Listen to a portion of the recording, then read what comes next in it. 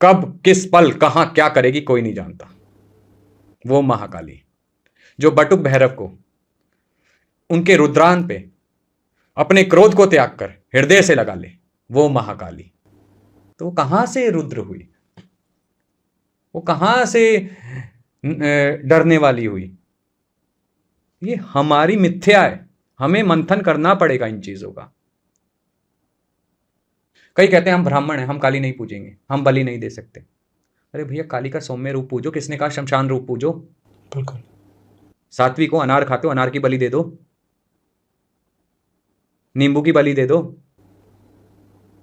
जैसी भक्ति वैसी शक्ति।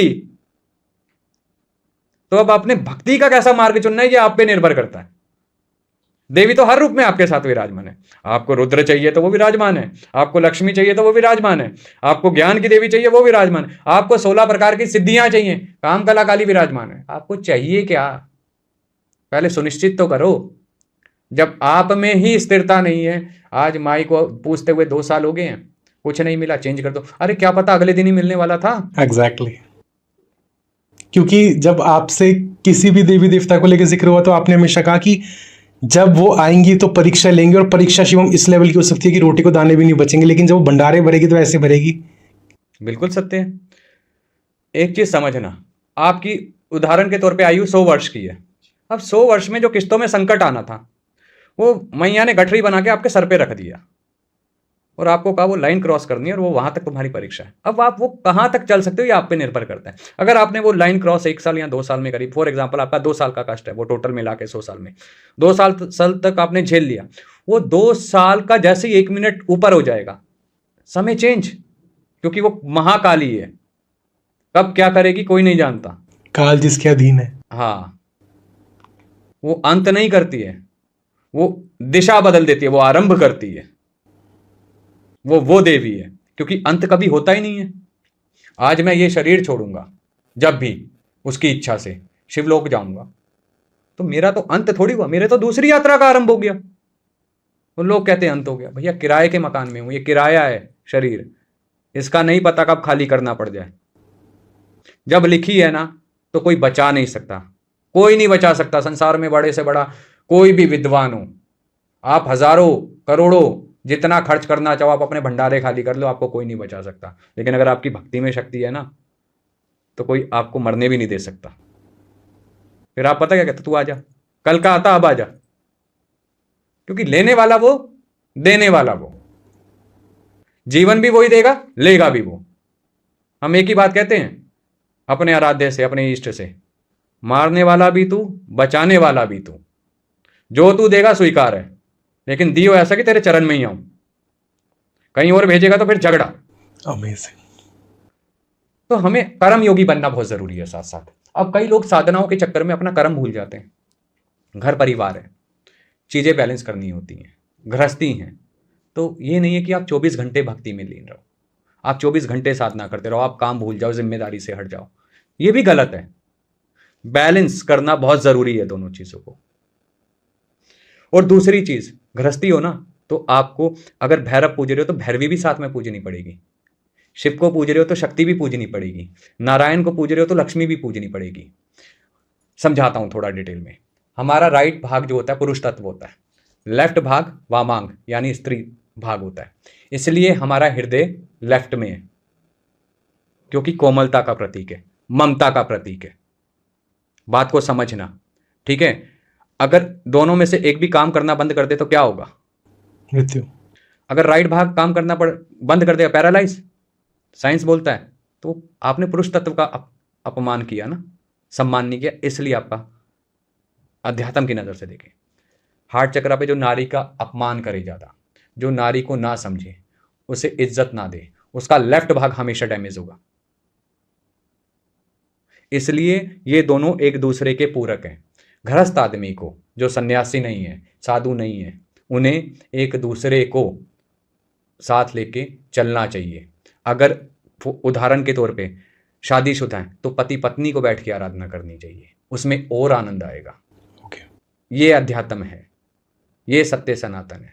कभी परिवार अलग करना नहीं सिखाता है। स्वयं वैरागी शिव ने भी, माँ गौरी ने जब 5000 साल तप किया था, तो महादेव को पाया था, उनका वैराग्य टूटा था, क्योंकि संसार को अध्यात्म का ज्ञान देना था, परिवार का ज्ञान देना था, परिवार कैसे बनता है वो ज्ञान देना था, पुत्र पुत्री क्या होते हैं वो ज्ञान देना था, सीख देनी थी। हर चीज के पीछे एक उद्देश्य होता है, बिना उद्देश्य के कुछ भी संभव नहीं है। इसलिए स्त्री का सम्मान करना बहुत जरूरी है। इसलिए देवी पार्वती महाकाली बनी थी कि स्त्री एक शक्ति है, बड़ी से बड़ी असुर शक्तियों से टकराने के लिए महाकाली बनी थी। हाँ, भक्तों को या बच्चों को डराने के लिए महाकाली नहीं बनी थी, वो उस शक्ति को जागृत करने के लिए संसार में महाकाली बनी थी। उद्देश्य है ये, लेकिन लोग क्या समझ बैठे, वो डराने वाली देवी, वो तंत्र की देवी है, मारने वाली देवी है। मां नहीं मारती बच्चों को, गलती करते हैं तो। संहार वो राक्षसों का करती है, जो सही में नारी का अपमान करते हैं, जो सही में नारी को आपत्तिजनक बोलते हैं, वो उनके लिए महाकाली है, नहीं तो वो मां है। ये चीज समझो। तो ये चीज कोई नहीं समझता है।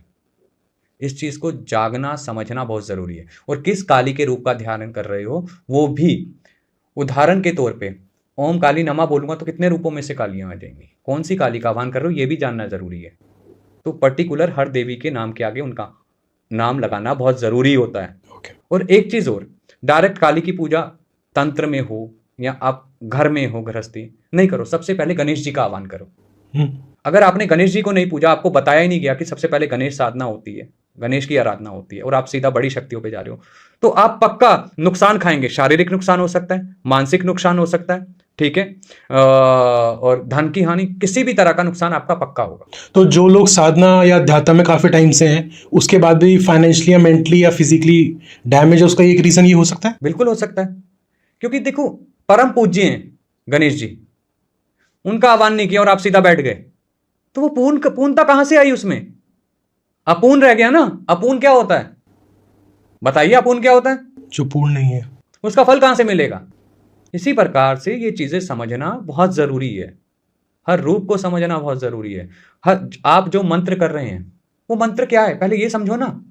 उठाया मंत्र में लग गए, उसके पीछे का अर्थ क्या है? अर्थ क्या है मंत्र के पीछे का? अर्थ क्या है? कितने अक्षर का मंत्र है? काम कला काली, 16 सिद्धियां देने वाली, तो उनका मंत्र कितने अक्षर का है? छोटा सा सवाल। तो आपके हिसाब से हर मंत्र के हर वर्ड में, जैसे ओम नमः शिवाय है, तो उसके हर वर्ड के अंदर एक अलग इलैबोरेशन है? बिल्कुल है। आपने एक श्लोक सुना है ओम नमः शिवाय, आपने बोला जी। ओम नमः शिवाय पूर्ण मंत्र है?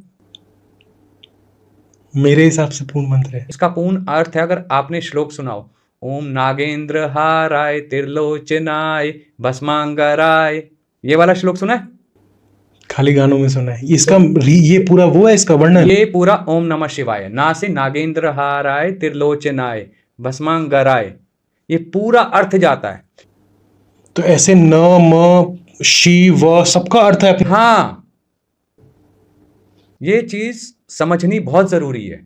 आपने ओम नमः शिवाय जाप किया, उसका पूर्ण अर्थ क्या है आपको तो पता ही नहीं, उसका विधि विधान क्या है आपको पता ही नहीं। ऐसे ही हर रूप के विधि विधान भी अलग है, मंत्र की ऊर्जा अलग है। तो ये चीजें हैं, इनको जानना समझना करना बहुत जरूरी है। तंत्र जादू नहीं है, तंत्र एक भक्ति का मार्ग है, एक ज्ञान का मार्ग है, वो जादू नहीं है। मैंने जैसे पहला कहा, हैरी पॉटर की छड़ी नहीं है, this is not a stick of the Harry Potter. ये भाव है, समर्पण है, डिवोशन है कि आप कितना जुड़े हो। उदाहरण के तौर पे आप महावीर हनुमान की सेवा करते हैं जी, है ना। अब आपको खाने में सिर्फ वेज पसंद है और नॉन वेज दे दूं तो